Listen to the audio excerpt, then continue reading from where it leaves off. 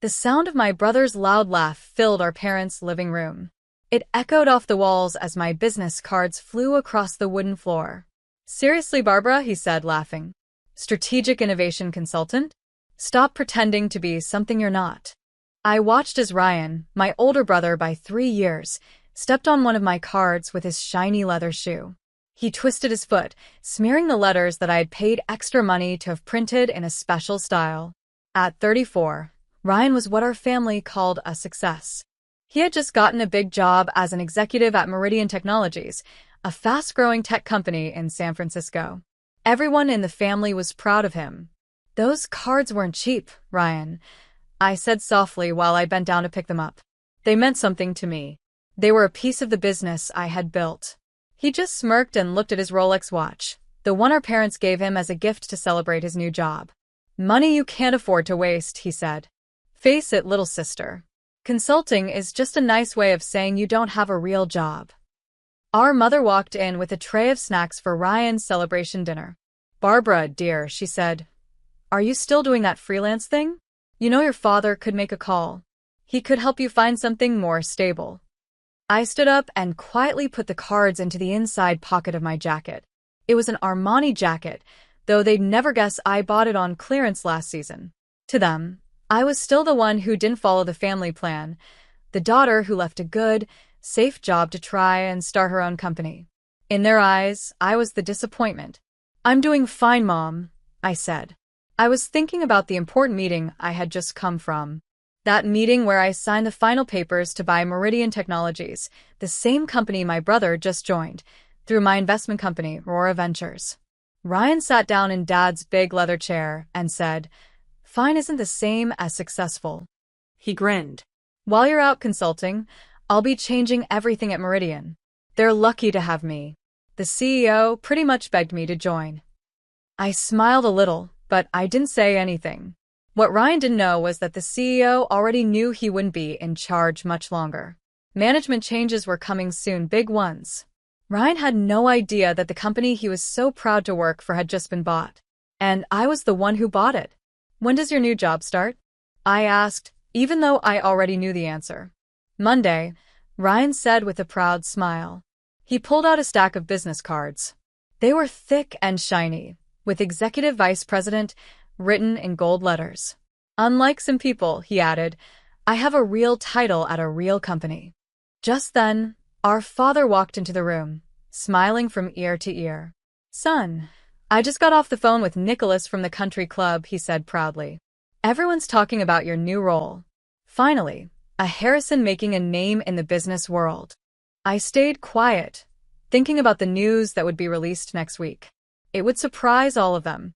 Aurora Ventures, the investment company that nobody really knew much about, was about to announce that it now owned Meridian Technologies, the same company where Ryan just got hired. Business people in San Francisco had been whispering about Aurora Ventures for months. They talked about how bold and smart the company was with its business deals. What no one knew was that I was the person behind it all. "The cards are cute," Ryan said, pretending to show off mine. He even made air quotes with his fingers around the word business. Our dad looked down at one of my wrinkled cards still on the floor. "Consulting," he said slowly. "Honey, it's been 4 years. Maybe it's time to admit this little business phase isn't working." For years.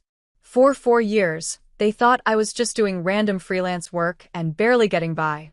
What they didn't know was that I had taken my grandmother's inheritance, $2 million, and used it to start something much bigger. They thought I'd waste the money, but I didn't. I turned it into an investment company now worth over $500 million.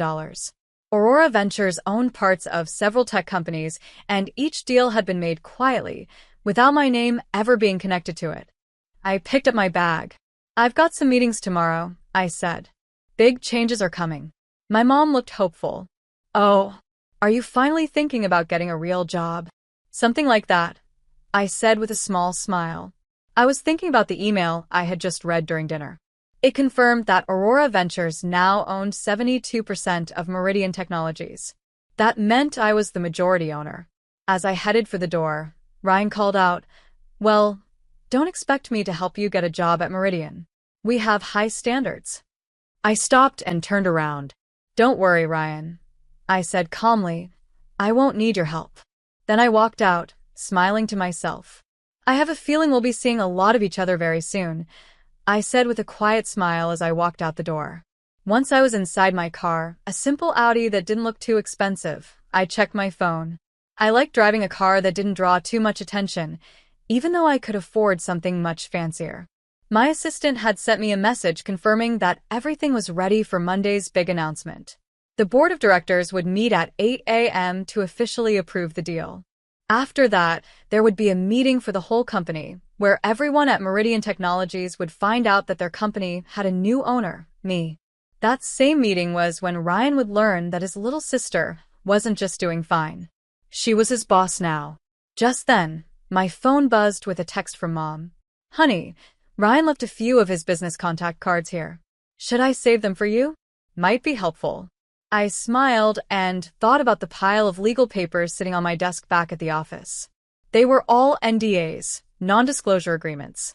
Every executive at Meridian, including the new executive vice president, my brother Ryan, would have to sign them on Monday. No thanks, Mom, I replied. I already have all the contacts I need. The weekend moved slowly. I kept getting messages from my family, all cheering for Ryan.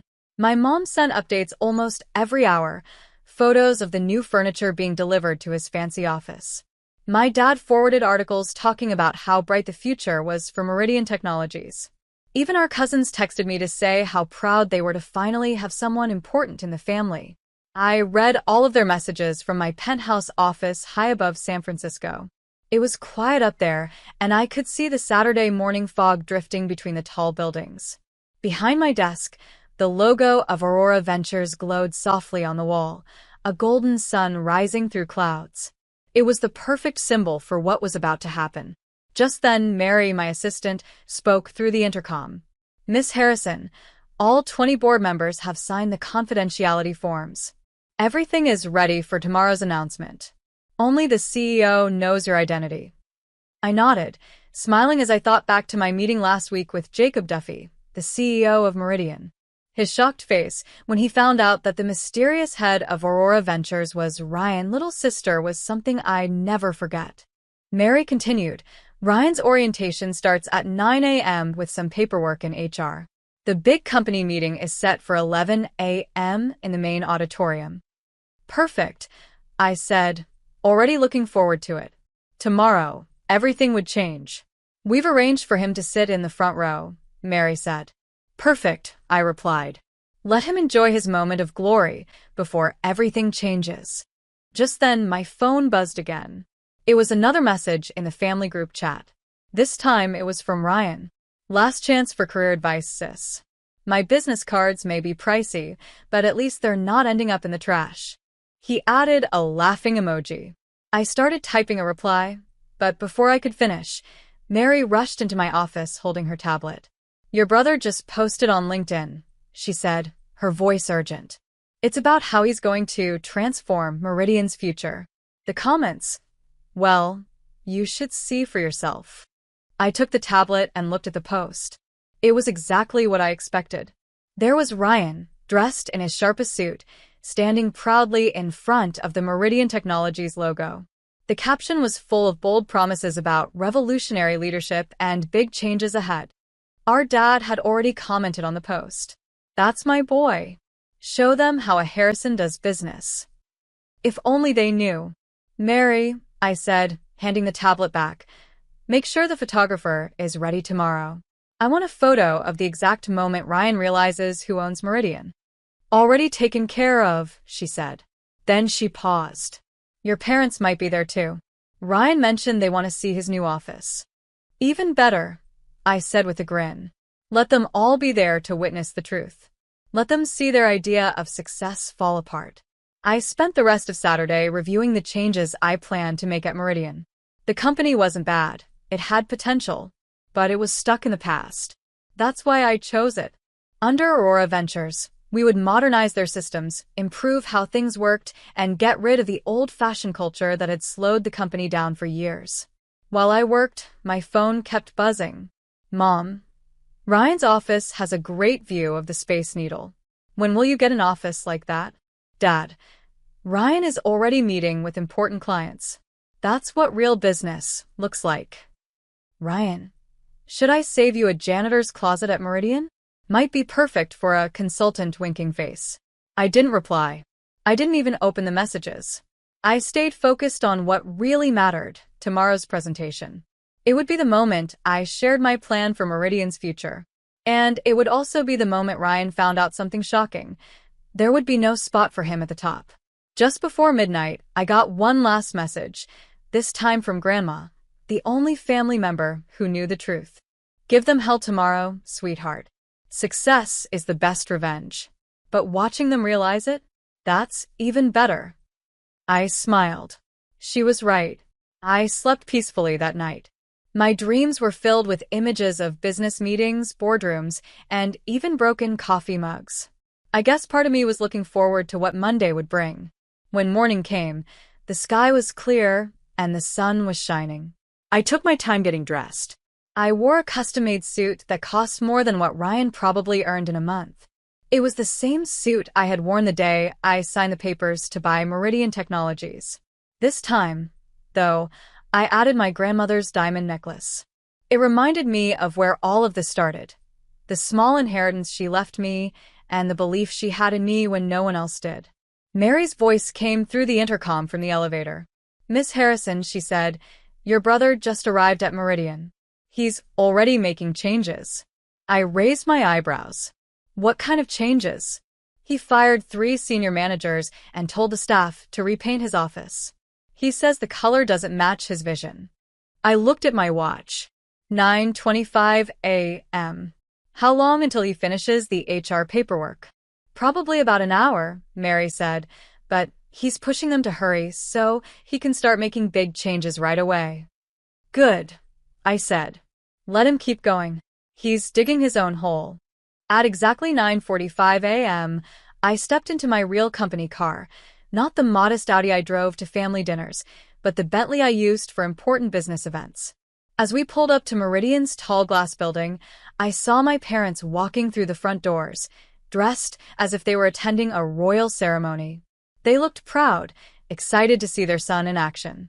My phone buzzed one more time. It was a message from Ryan. "Corner office looks great. Don't worry, I'll wave when I see you cleaning the windows," face with tears of joy. For the first time that day, I responded to one of his texts. "Looking forward to our meeting at 10:15.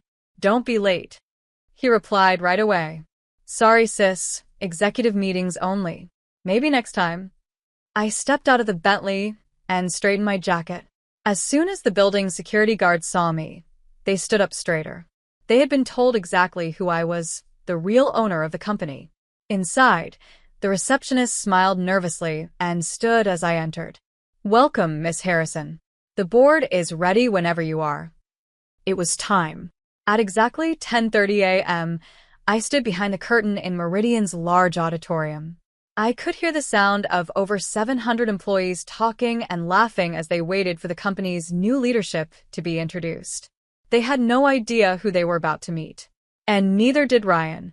This was the moment I had been waiting for, the moment to show my family what real success truly looked like. From behind the curtain, I could see Ryan sitting proudly in the front row. He was talking excitedly with our parents, looking like he owned the place. His new assistant was already busy, rushing around with coffee and checking his schedule like he was some kind of celebrity. Mary leaned in close and whispered, "Everyone's in place." She handed me a final update. "The board members are seated, the press is ready, and," she added with a small grin, "your brother just sent a company-wide email.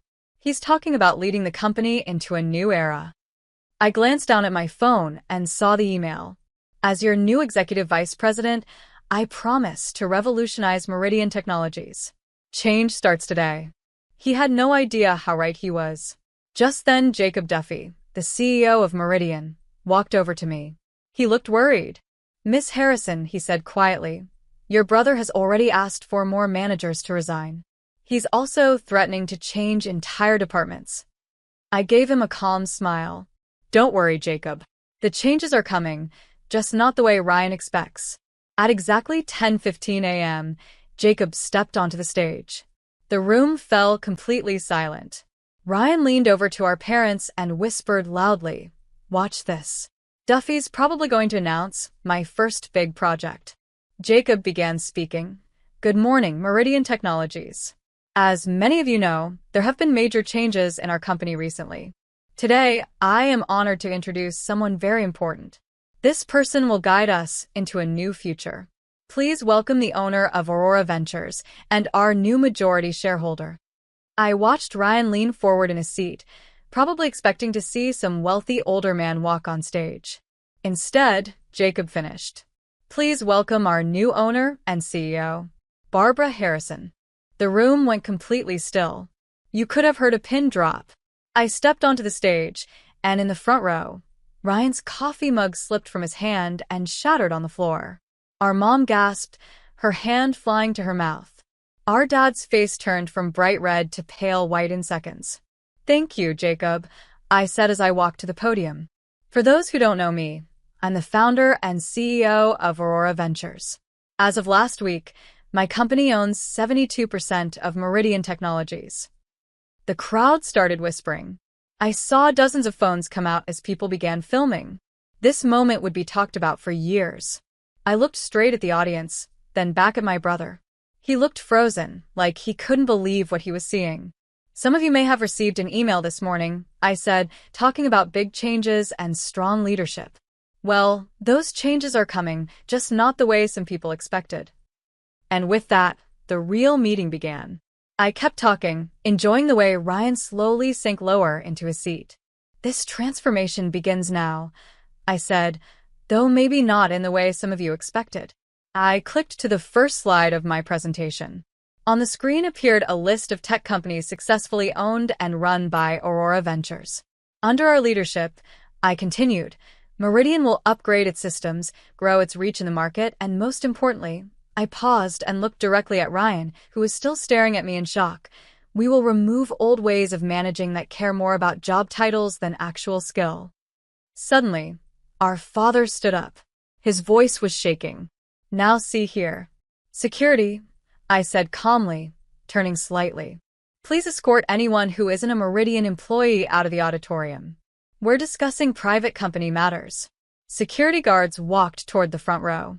Before they could reach him, Ryan jumped to his feet. "You can't do this. I'm the executive vice president." I clicked to the next slide. It showed a new company chart with updated roles. "That position," I said, pointing to the screen, "has been removed in our new structure. But I heard the IT department is looking for a junior analyst. You did take a coding class in college, didn't you?" Ryan's face turned red. But what about my office? My business cards?" I kept my voice calm. "Ryan Garcia's office must be cleared by noon. That's company policy when a position is removed. Don't worry, I won't throw your business cards away. They might be fun to display in a company history case someday." I saw Mom crying now. Her mascara was smudged. "Barbara," she whispered, "how could you do this to your brother?" "The same way all of you did it to me," I said, my voice steady but firm. "By deciding that success only looks one way. By ignoring anyone who chooses a different path. By assuming that if it doesn't look like Ryan's life, it isn't worth respecting." For the next hour, I went over the company's new goals. I explained how Aurora Ventures planned to lead Meridian into a stronger future. I introduced new ideas, shared important strategies, and answered questions from employees, many of whom looked more hopeful than ever. Meanwhile, my family sat frozen in the front row. They said nothing. They just watched, their idea of success slowly falling apart right in front of them. After the presentation, I walked toward my new office, the corner office Ryan had started decorating for himself. I found my parents and Ryan waiting outside. Ryan leaned toward me and whispered angrily, "This is so embarrassing. I already told people about my job." I looked at him and replied simply, "Then take it as a lesson in doing your homework." I looked out the large window, enjoying the beautiful view of San Francisco. The city looked peaceful from up here. I turned to Ryan and said, "You should always know who owns the company before you start firing people." Our father stepped forward, now using his calm, serious voice, the one he always used when trying to make a deal. "Princess, let's talk about this. We're family. Families should help each other." "Like you helped me?" I said, finally facing them. "By laughing at my business? By throwing away my business cards? By treating me like a failure just because I didn't do things your way?" "We were just trying to protect you," my mom said, her voice soft and full of emotion. "No," I said. "You were trying to control me. You wanted me to follow your idea of success, not mine." I walked behind my desk and sat down. The sunlight caught my grandmother's diamond pendant, the one I always wore to remind me of where this journey started. I looked at them and said, "Real success doesn't need anyone's permission." "Ryan tried one last time. What about the country club? My reputation? Please, you have to give me another chance."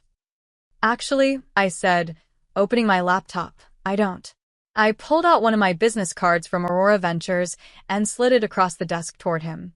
"Since you seem so interested in consulting now, here's my card. But be careful with it, they're kind of expensive." Just then, security arrived. I nodded toward them. It was time. As my family was led out of the building, I overheard Ryan quietly ask Dad if he could still get his old job back at the company owned by a family friend. In the weeks that followed, everything at Meridian began to change. Without the old way of doing things holding people back, new ideas took off. People felt more excited to work, and our progress was real. The company's stock price jumped by 40% after the news spread that Aurora Ventures had taken over. My family reacted in different ways. Mom sent emotional texts every day talking about how family should stick together. Dad kept switching between sending angry messages and trying to act like everything was fine. Ryan started posting vague updates on LinkedIn, saying he was exploring new opportunities. In reality, I knew he was applying for basic entry-level jobs.